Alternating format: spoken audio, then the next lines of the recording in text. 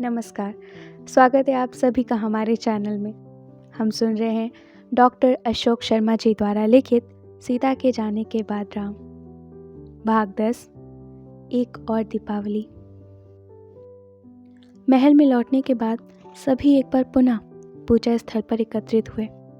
लक्ष्मी जी का दीपक जल रहा था, किंतु कौशल्या ने बहुओं से उसमें और तुलसी चौरा पर जलते हुए दीपक में और घी डलवाया ताकि वे रात भर जल सकें। इसके बाद उन्होंने कहा, आओ हम सभी सीता के कक्ष में चलें। महल में सबसे पहले वही दीप प्रज्वलित किए जाएंगे। सभी कौशल्या के साथ सीता के कक्ष की ओर चल पड़े। सीता के जाने के बाद से उसमें कुछ भी परिवर्तित नहीं किया गया था। राम कभी कभी वहां जाकर बैठते थे। उर्मिला, मांडवी और श्रुतकीर्ति ने कक्ष में जगह जगह दीप रखकर उसे आलोकित कर दिया। अब देखो, महल का कोई कक्ष या कोना बिना दीपकों के ना रह जाए, कौशल्या ने बहुओं से कहा। फिर सभी वहां से चलने को हुए, किंतु राम कुछ ठिठके।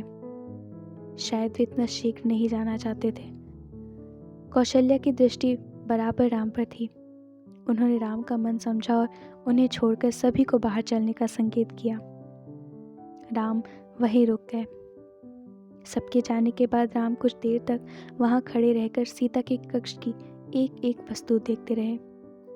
फिर कक्ष में लगे हुए सीता के चित्र पर दृष्टि टिकाकर बैठ गए, किंतु कुछ देर बाद ही उन्होंने नेत्र बंद कर लिए। थोड़ी देर में ही उन्हें अपने शरीर का भान समाप्त हो गया और लगने लगा जैसे उनके अंदर बाहर सब जगह सीता और सिर्फ सीता है। बहुएं सारे महल में दीपों की व्यवस्था देखने के बाद वापस आई तो कौशल्या ने उन्हें सबके भोजन की व्यवस्था करने के लिए कहा। नित्य पुरुषों के भोजन के बाद ही स्त्रियां भोजन के लिए बैठती थी, किंतु आज कौशल्या ने व्यवस्था दी कि सारा परिवार साथ में ही भोजन करेगा। राम अभी भी नहीं आए थे। लक्ष्मण स्वयं उन्हें लाने के लिए उठे। वे सीता के कक्ष में पहुंचे तो राम ऐसे नेत्र बंद किए बैठे थे जैसे वे समाधि में हो। लक्ष्मण चुपचाप उनके नेत्र खुलने की प्रतीक्षा करने में खड़े हो गए। राम के नेत्र बंद थे, किंतु किसी के आने का आभास शायद उन्हें हो गया था। उन्होंने नेत्र खोल दिए। राम के खुले नेत्र देखकर लक्ष्मण ने धीरे से आवाज दी, भैया। राम ने उनकी ओर देखा। भोजन पर सभी लोग आपकी प्रतीक्षा कर रहे हैं। ओह, राम ने कहा और वे उठ खड़े हुए।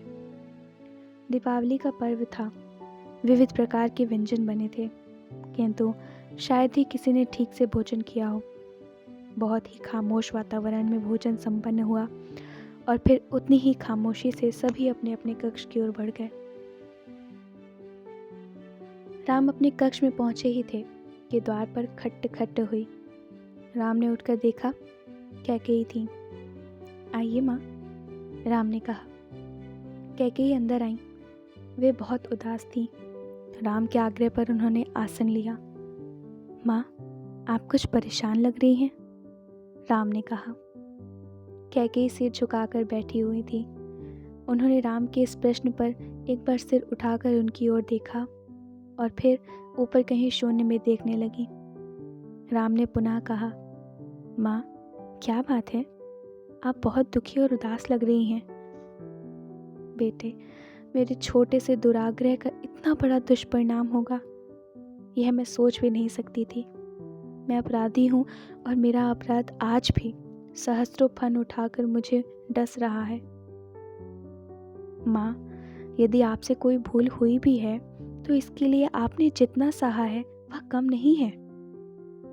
आपने 2-2 बार अपने प्राणों को संकट में डालकर पिता के प्राणों की रक्षा की थी, और मेरे वनवास जाने के बाद को यदि एक दुर्घटना मान ले तो जीवन भर आपने भरत से भी अधिक स्नेह मुझे दिया है, यह कौन नहीं जानता। मेरे मन में आपके प्रति माता कौशल्या से कम आदर का भाव नहीं है, राम ने कहा। कैकेयी का मन पहले ही भरा हुआ था। राम की सहानुभूतिपूर्ण बातों से उन्हें रोना आ गया। आपके इस रुदन से मुझे बहुत कष्ट हो रहा है माँ, और मुझे यह भी लग रहा है कि कहीं मुझसे आपके सम्मान में कोई त्रुटि तो नहीं हुई है। राम के यह कहने के बाद कैकेयी ने किसी तरह रोना बंद किया। किंतु उनकी सिसकियाँ फिर भी नहीं रुकी। राम परेशान हो उठे। उन्होंने कैकेयी के पास आकर उनके हाथ थाम लिए। इसके बाद कैकेयी उठी और उन्होंने राम को अपने सीने में समेट लिया, स्नेह किया और फिर अलग होकर बोली, नहीं राम, तुमने और सीता ने सदा ही मुझे बहुत अधिक आदर और स्नेह दिया है, तो फिर अपने आप को संभालिए और इस अपराध बोध से निकलिए माँ। ठीक है, कहकर कैकेयी वहीं बैठ गई। सिसकियाँ कम तो हुई पर रुकी नहीं। राम भी उनके पास बैठ गए और कैकेयी के सिर पर हाथ रखकर उन्हें अपने कंधे पर टिका लिया। कुछ देर बाद कैकेयी की सिसकियाँ रुकी। वे उठी, आंसुओं से भीगा अपना मुख वस्त्र से साफ किया और बोली, चलती हूँ। अच्छा माँ, राम ने कहा। कैकेयी धीरे धीरे चलते हुए कक्ष से बाहर हो गई। राम उन्हें जाते हुए देखते रहे। राम को याद आया जब वे लोग 14 वर्षों बाद वन से लौटे थे, तब सबसे अधिक प्रसन्न वे ही थी। कैकेयी ने उन्हें, सीता और लक्ष्मण तीनों को बारी बारी से हृदय लगा लिया था। सबसे अधिक स्वागत और सबसे अधिक खुशियाँ उन्होंने ही मनाई थी। रात्रि में सारे महल में जलते दीपक रखने के लिए वे स्वयं दौड़ती फिर रही थी। लक्ष्मण ने जब उनके पैर छुए तो उन्होंने लक्ष्मण के हाथ पकड़ लिए। बोली थी, लक्ष्मण, मैंने सुना है तू मुझ पर बहुत क्रोधित है, माँ को क्षमा नहीं करेगा? माँ, वह समय बीत चुका है। मैं पहले जैसा ही आपका बेटा हूँ और आप मेरी माँ, लक्ष्मण ने कहा था। सीता को वे हाथ पकड़कर अपने कक्ष में ले गई थी। बेटी, मैंने तुझे वर्कल वस्त्रों में भेजा था। मेरे उस पाप की सजा मुझे मिल चुकी है। मैंने पति को खोया ही, भरत भी मुझे माँ नहीं कहता। तुम तो मुझे माँ कहोगी ना? माँ, आप सदैव मेरी माँ ही रहेंगी, सीता ने कहा था। सीता की बात ध्यान में आते ही राम की आंखों में उस दिन के सीता के साथ बीते सारे क्षण घूम गए। सीता का मुख सदैव चमकता रहता था।